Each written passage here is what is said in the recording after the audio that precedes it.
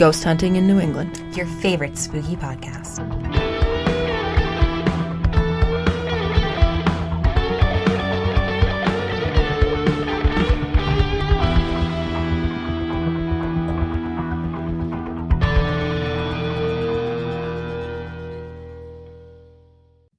Hello and happy Wednesday. Welcome to this week's episode of Ghost Hunting in New England with your host, Amelia. and Beth. And how are you today, Beth? I'm Icelandic. How are you? I'm good. I'm so glad. Did you have a nice trip? I had a trip. It was definitely a trip.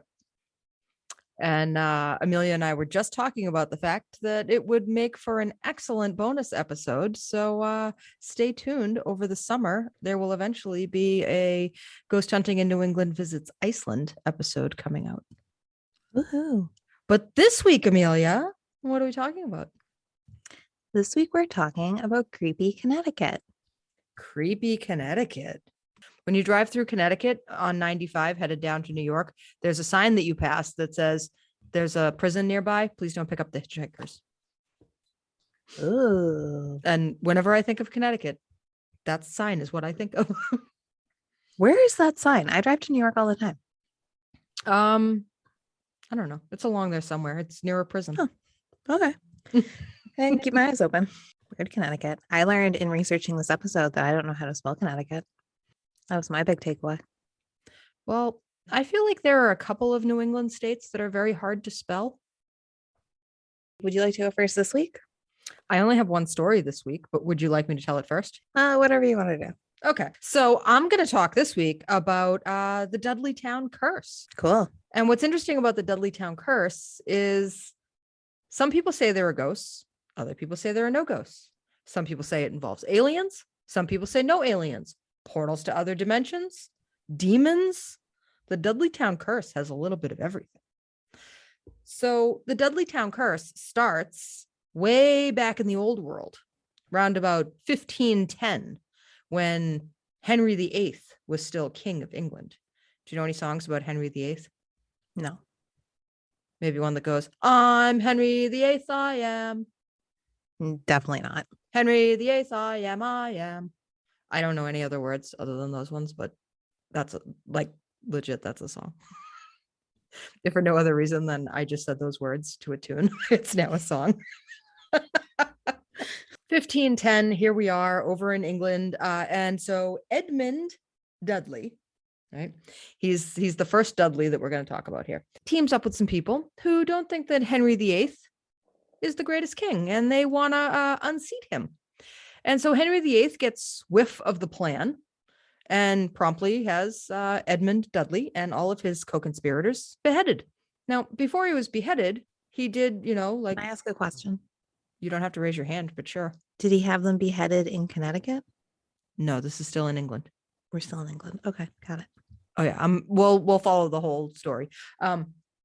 So he beheads Edmund, and as Edmund is being beheaded, there's some sort of confusion about maybe Edmund yelled the curse or someone else yelled the curse upon Edmund. But anyway, it was supposed to be a curse where all Dudley descendants will be surrounded by horror and death. Edmund had a son, John. Now, John wanted very much to follow in his father's footsteps and unseat the King of England. But John, instead of trying to lead an armed insurrection, decides he's going to try the marrying route. And so he marries his son, Guilford. I loved that name. His son's name is Guilford. To the princess in line to be queen, a certain Lady Jane Grey. Now, Guilford and Lady Jane Grey get married. Lady Jane Grey becomes queen, but then the whole plot kind of is unraveled, and all three of them are beheaded. Goodbye, Edmund. Goodbye, John. Goodbye, Guilford. Now, John had another son, and that brother, I didn't actually look far enough to find his name. I just noticed that he was called Brother. He was actually an army guy over in France. And when he came back to England from France, he brought the plague back. And because he was kind of an important guy, like a big commander in the army, he had a lot of access to a lot of troops, a lot of people, a lot of families, and they all got the plague. And thousands of people died from this guy. There was the third child, Robert. I am partial to the name Robert, actually, who kind of saw what was going on. And even though Queen Elizabeth I actually knew him and liked him, like he was a favorite of hers, he still skipped town to the New World. He was like, I gotta go. So this is kind of where the Dudley family lineage breaks, because this guy, Robert, had two children. One of them died in infancy, and the other one moved to Italy and had a family there and never came to the New World. Follow me? So if the Dudley family curse was actually coming from Edmund Dudley having been beheaded by King Henry VIII, then we would have to have followed the line of succession right down. But after Robert, we end the line of the Dudley. Let's fast forward a couple hundred years. This guy, William Dudley, who is somehow related to these other Dudleys, but definitely not in the line of succession and not like a direct blood descendant. He and his brothers, he's got two brothers. So William has three sons, Gideon, Ariel, and Barzillai. I like that name. I do too. Would you like me to spell it for you? Do you want to spell it, Beth? I do not, but sometimes Okay. I like when you spell the names so that I can like see them in my mind, so I know how to say them. You just told me how to say it. No, my brain works on letters, not on sounds. Anyway, okay, so Gideon Dudley in 1747 makes his way up to the northwest corner of Connecticut, which is where our story of the Dudleytown curse starts. So Gideon buys this plot of land, and his brothers move in within the next few years. They buy a little bit more land around. And so basically they buy up this whole valley area between these couple of mountains. So the mountain areas all around them are about 1,500 feet. So it takes a lot of work to get the goods that they're producing in their little village out to manufacturing or wherever they're going to take it. So what they did in their little valley was they cut down timber.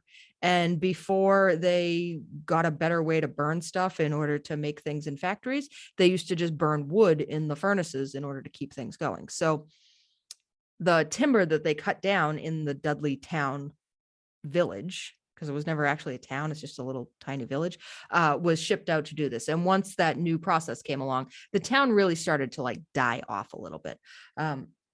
It was never really a big town. There were only about 26 families that lived there at its biggest point in about 1854. But the fact that there were so few families is actually what makes it so weird that there were so many deaths, insanities, murders, people disappearing, all sorts of craziness starts happening in Dudley town. And it's just kind of this long list of things that just go terribly wrong. So one of the brothers, remember we had Gideon, Ariel, and Barzillai. So Gideon and Barzillai actually did manage to move away from Dudley town, and they lived out their lives somewhere in New York. And then we have Ariel, who actually stayed in the town of Dudley, or Dudley town, and he just sort of made a fortune, lost a fortune, made a fortune, lost a fortune. And when he couldn't pay his taxes on his house anymore, the state came in and foreclosed on it, made him a ward of the state.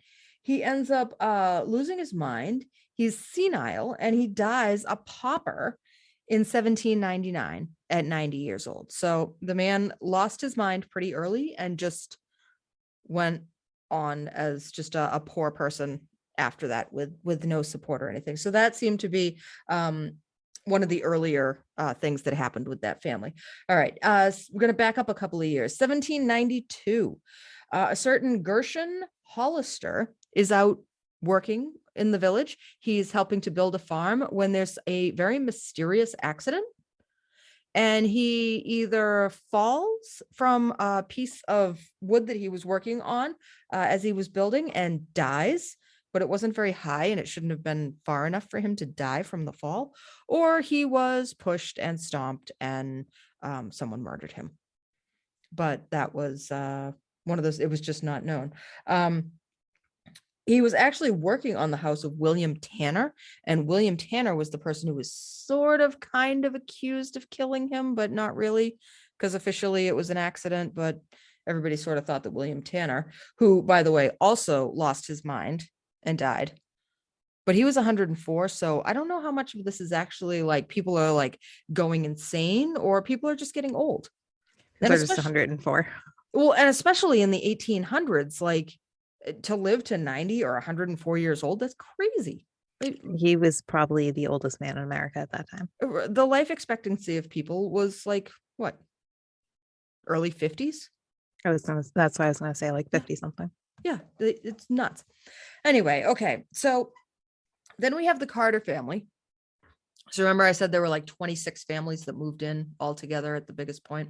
So not everything that happened was to the Dudley family directly. So we do have the Hollister family, the Tanner family, the Carter family moves in, right? Like one wing of the Carter family moves into Dudleytown. And then another wing of the Carter family moves into Dudleytown. Well, weirdly enough, there's some bizarre plague that like wipes out the Carter family in Dudleytown. Like both branches are the only people in town that get this sickness and die. So the parts of the little pieces of the family that are still left after the plague of the Carter family, they move out of town.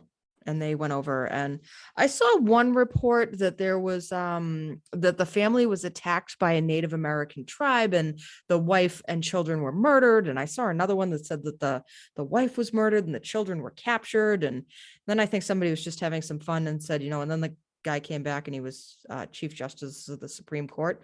I'm like, I don't think that happened. So there was that family. All right.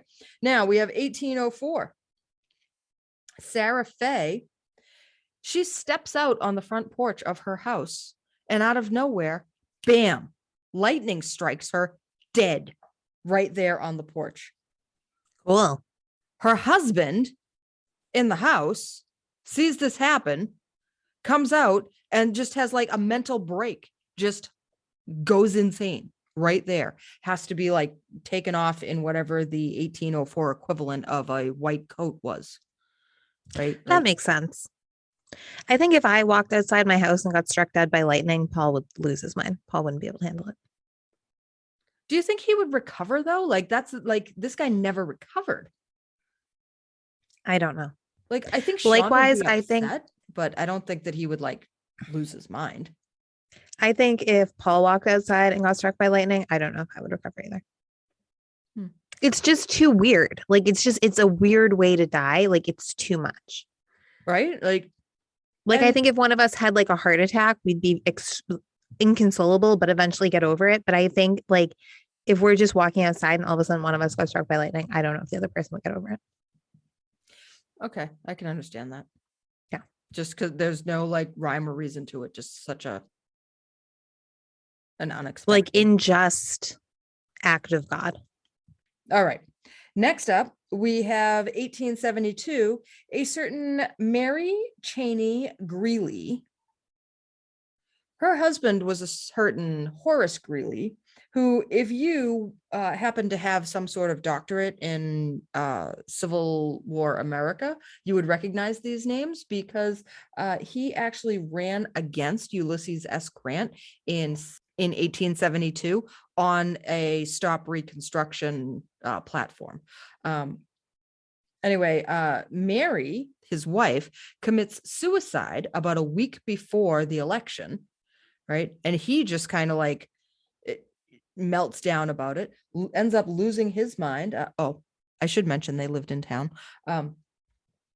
He ends up losing the election, but he dies before the electoral votes are all counted. And we all know what those are now. So I don't have to explain what those mean. Within 31 days, he loses his mind and dies of a broken heart without his wife.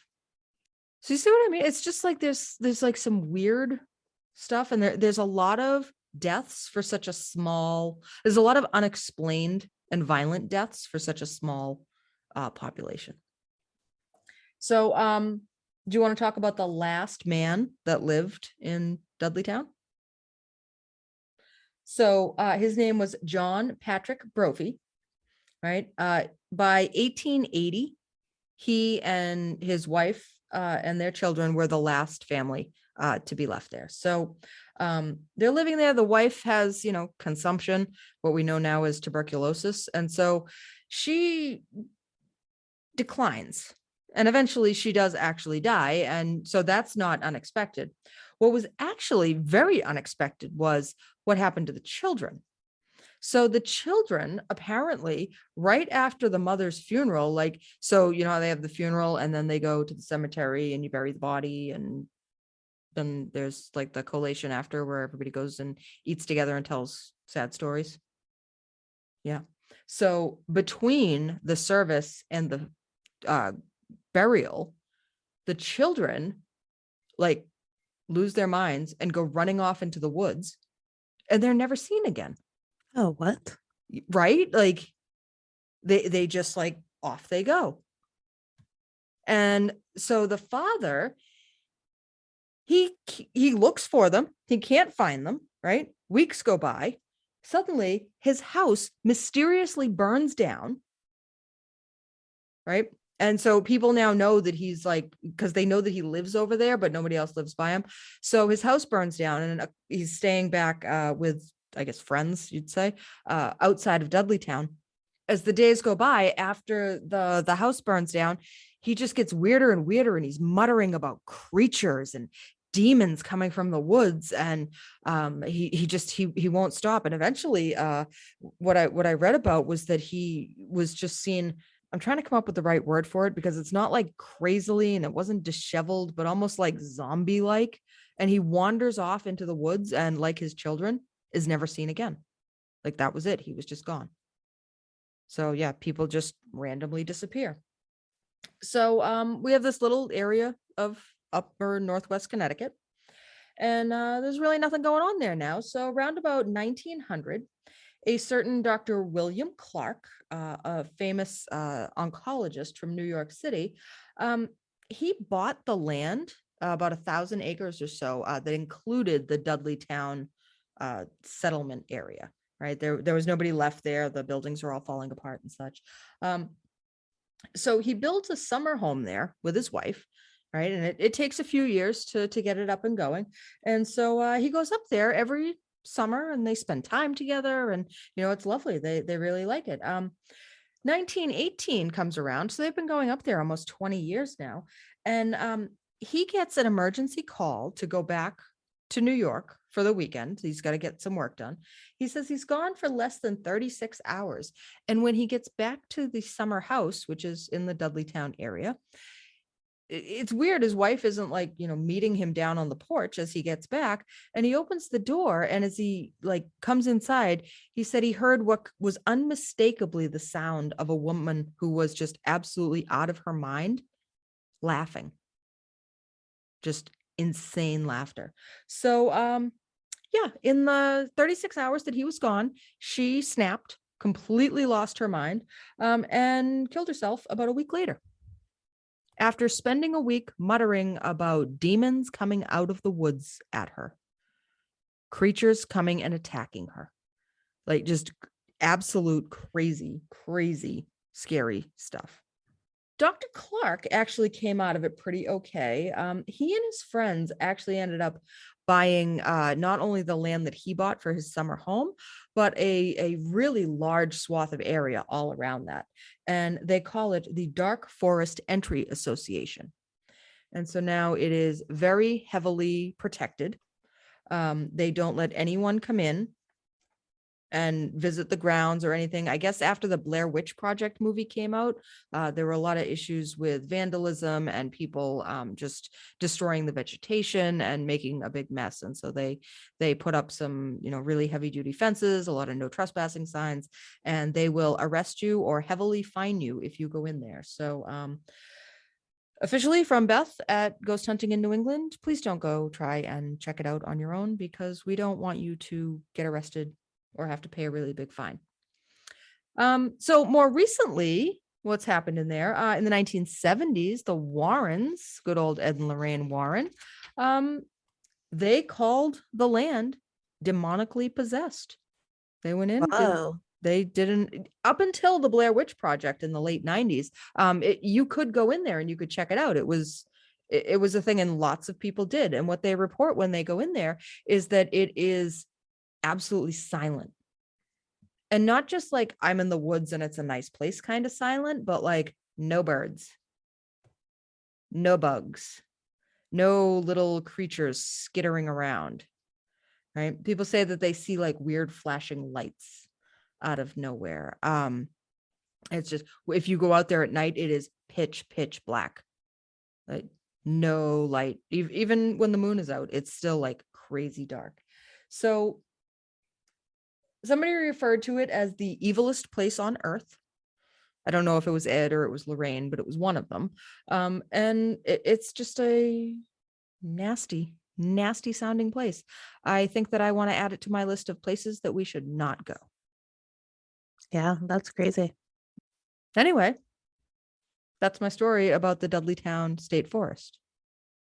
I don't know that there's any ghosts there. I don't know that there's anything necessarily paranormal there, but as one of the articles that I was reading said, even if it's not haunted, there's definitely some sort of shenanigans going on there. Sounds like there's a bunch of demons. Yeah, sounds like there's a bunch of bad energy. And maybe a whole bunch of not inbred, but very closely related people who had a dementia gene. Maybe. Who knows? Maybe, yeah. Yeah. But the town was only there for 150 years. Wow. Spooky. Good story, Beth. Hey, thanks. What do you have to talk about this week? Well, Beth, I also have a curse to talk about. So maybe we're going to change the episode to Cursed Connecticut? Well, my second story is not a curse. Oh, but we have two curses. We do, yeah. Okay. So, this is about Charles Island. Charles Island is an unassuming 14-acre island connected to Milford, Connecticut via sandbar.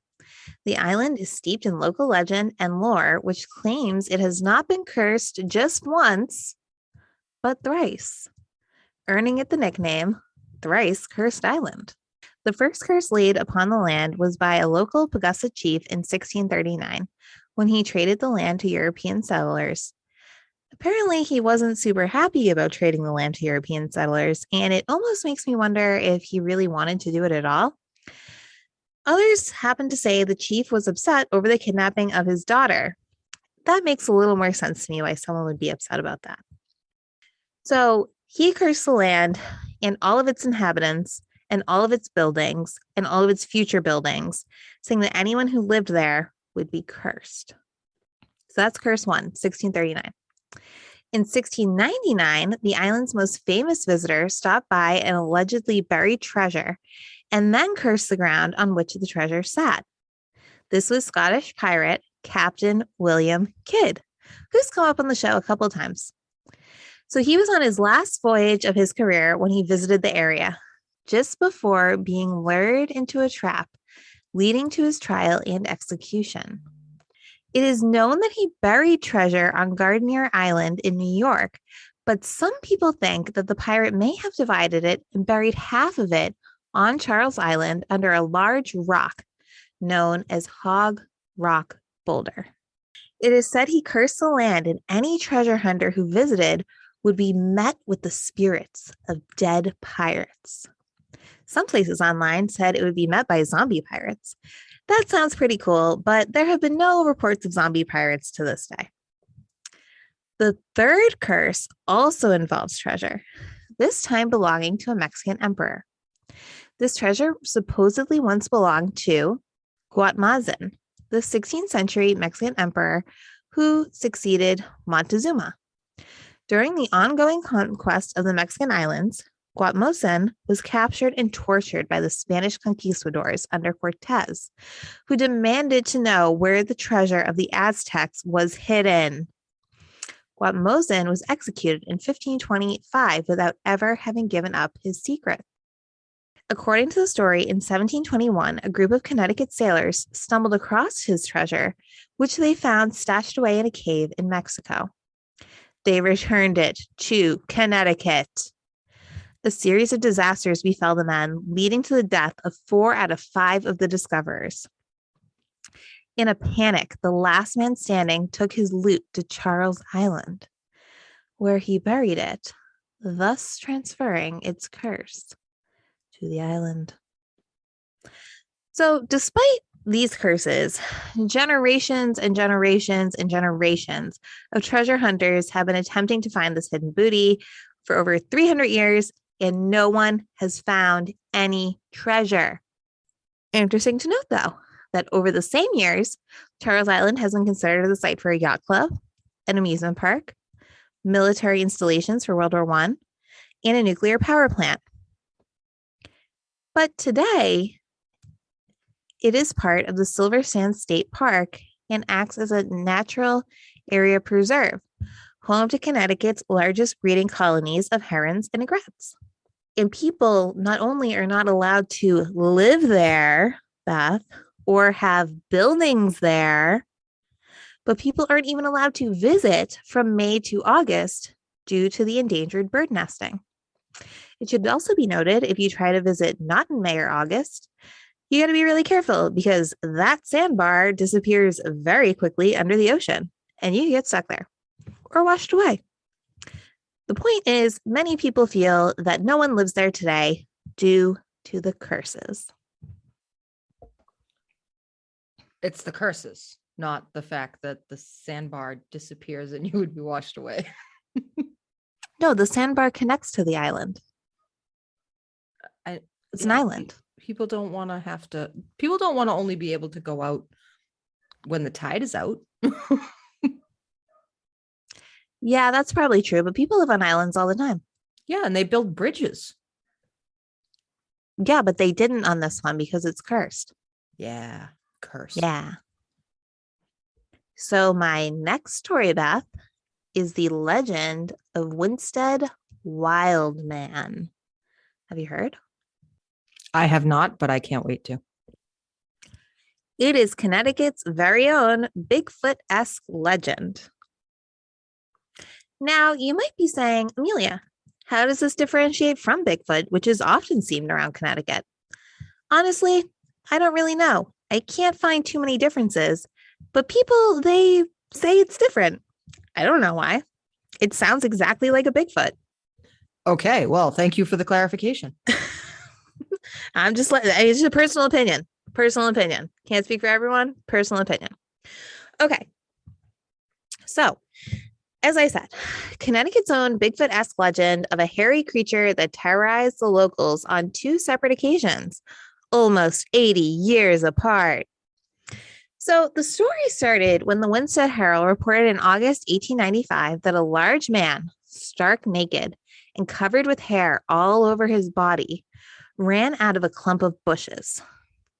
It was witnessed by town selectman Riley Smith, who was in the woods with his bulldog, picking blueberries and just minding his own business, when this creature jumped out from behind a bush, causing Riley to be badly scared, and his dog was fairly paralyzed with fear.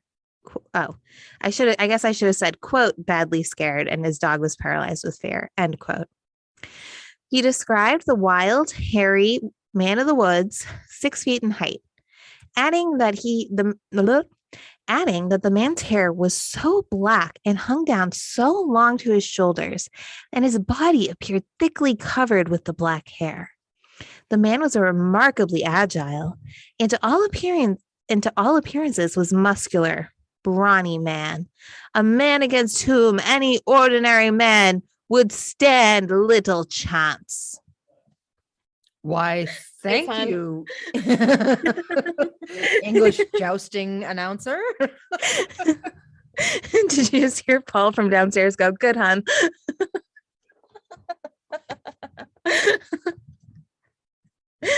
All right. So anyway, over the next few weeks, the wild man was reportedly seen by at least 2 other witnesses whose description matched Smith's.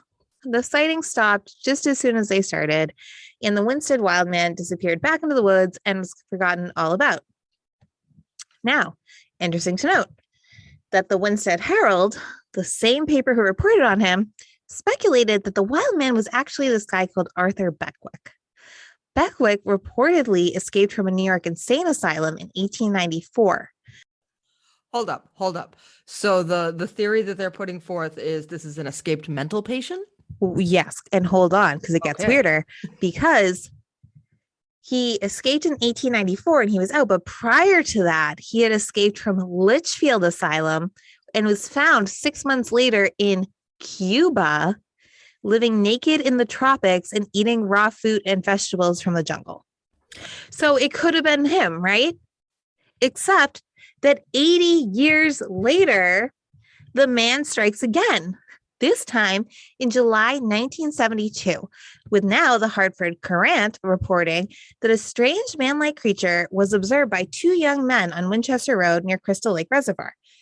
At a long distance near the barn, they saw a figure about 8 feet tall and covered in hair that walked upright and finally disappeared into the woods. When it was suggested that what they may have seen was a black bear, they replied that it was no bear. 2 years later, in September 1974, the wild man was seen again, this time by two couples who had been parked at night by Rug Brook Reservoir.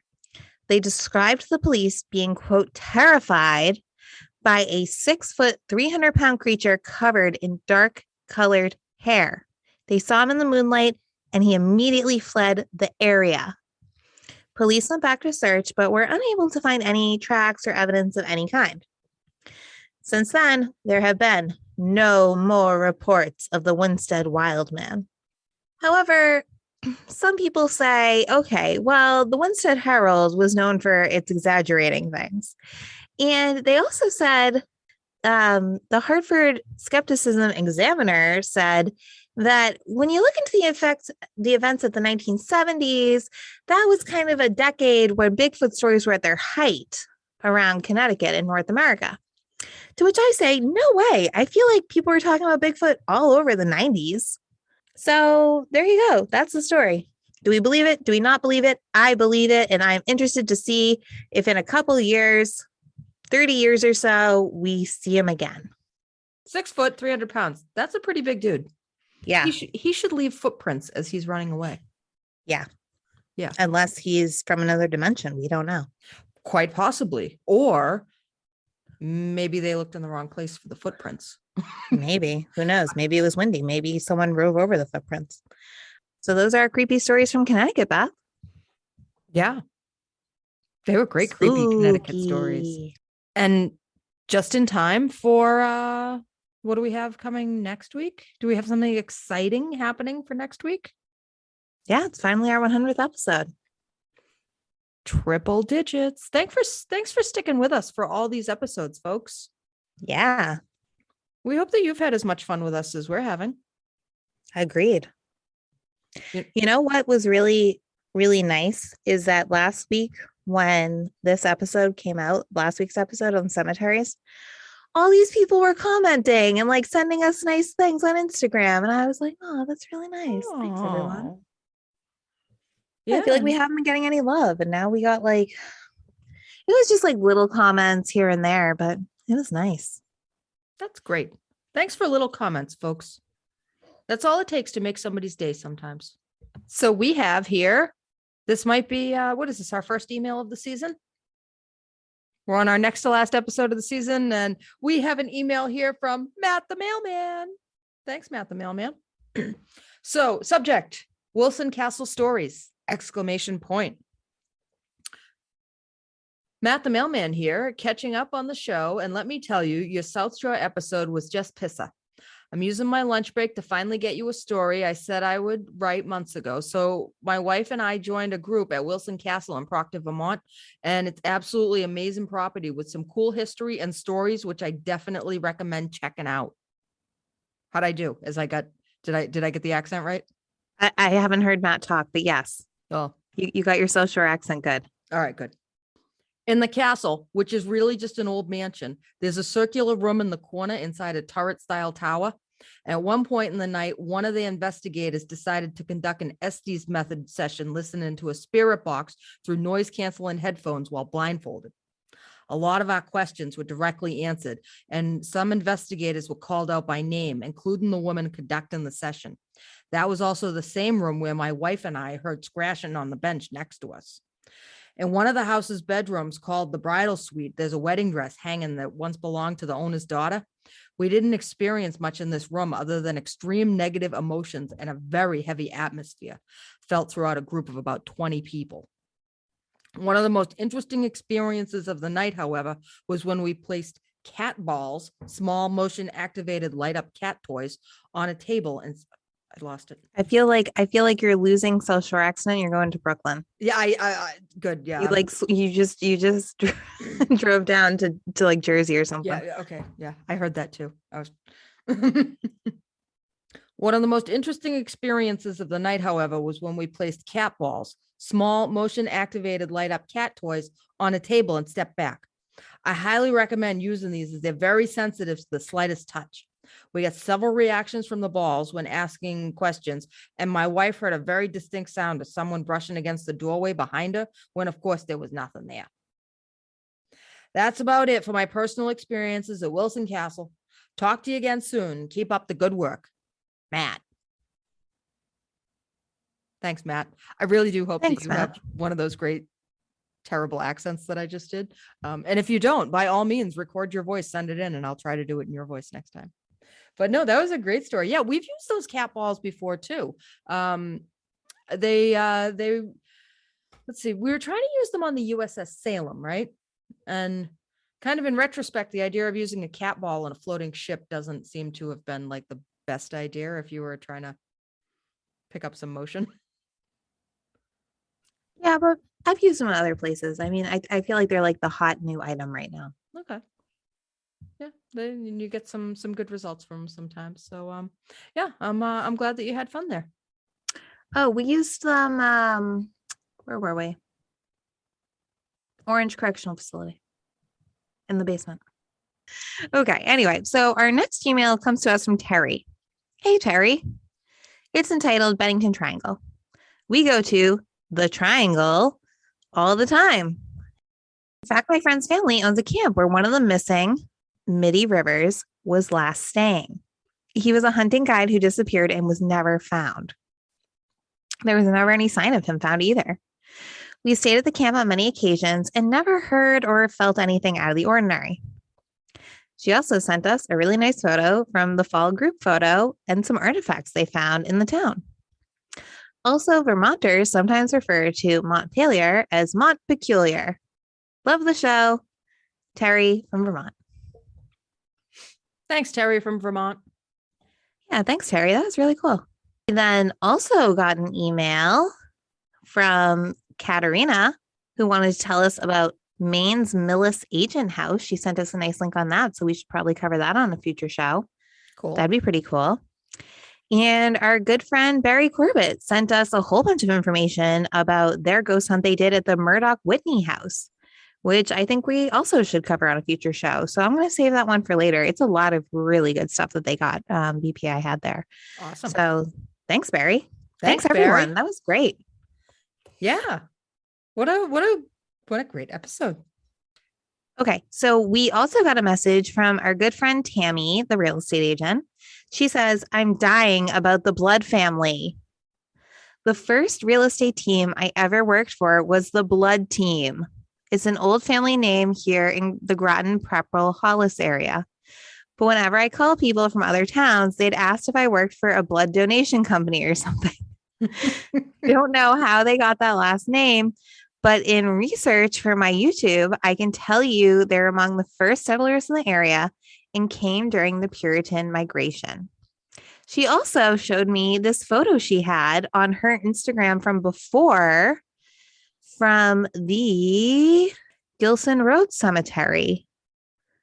You see it? I'm showing it to you through her camera.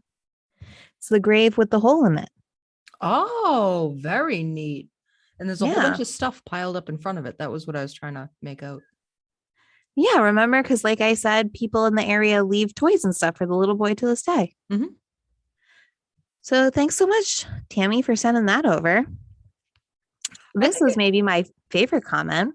Tom from Pennsylvania said, Hey, Amelia, tell Beth that Sesame Street puppets are also Muppets Sesame Street. And the Muppets are all Jim Henson. Just Sesame Street was first, but they're all Muppets. Okay, cool. So that's what he had to say. Thank you for the factoid. And that is all we got for this week. Awesome. Thanks, everyone. You guys are the best. Thanks for crowdsourcing all these informational factoids about the blood family and what's a Muppet. And it's all great information. It is.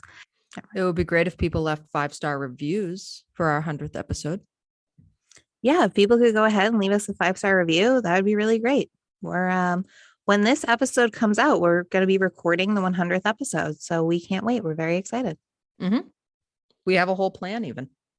Ooh. And what is it they say about plans? Everybody's got one until you get punched in the mouth. Oh, I've never heard that. It's very aggressive.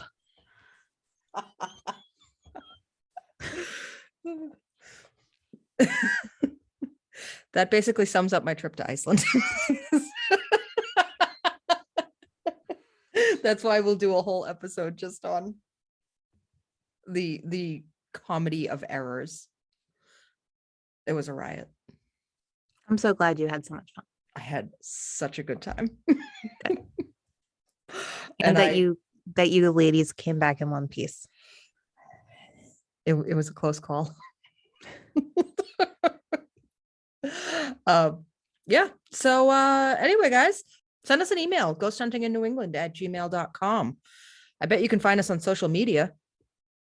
We're on Facebook, we're on Instagram, we're on Twitter, GhostHuntingInNewEngland.com. And when you're in a restaurant, order the fermented shark. Do it.